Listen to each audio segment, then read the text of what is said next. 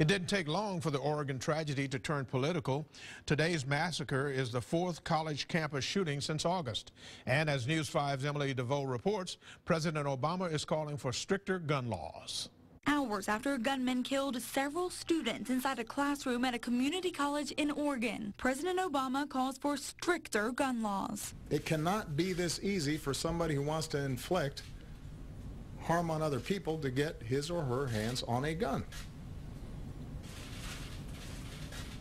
And what's become routine, of course, is the response of those who oppose any kind of common sense gun legislation. On Twitter, Hillary Clinton said she'd work for more gun control measures to save lives. But like every great debate, there are two sides. What a lot of people don't really grasp is, you know, a lot of people are in favor of these gun-free zones, but a bad guy or someone who is willing to commit that kind of act, they don't care what kind of signs on the door. We spoke to Sheriff's Detective Paul Birch after the last major shooting. You may remember earlier this summer, a gunman killed two people inside a movie theater in Lafayette, Louisiana. The theater was a gun-free zone, just like the college in Oregon. Birch explained in Mobile, if you're caught carrying a gun in one of these zones, you could be charged with a misdemeanor. Then they would potentially be arrested for trespassing for refusing to leave. The same goes for the campus of South Alabama, which has a very specific weapons-free policy. It includes water guns. I'm not even kidding, it's in the student handbook. The right to defend oneself shouldn't end just because you decide to get an education. DJ Pardon and some of his classmates are rallying petitions. They want to change the school's gun policy to allow concealed carry. I'm not paranoid, but there's always the chance that something could happen, and I'd just rather be able to protect myself. His argument is changing the policy would make him feel safer and could prevent another mass shooting from getting out of hand.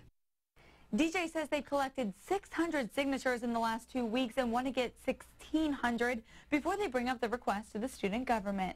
In the newsroom, Emily DeVoe, News 5.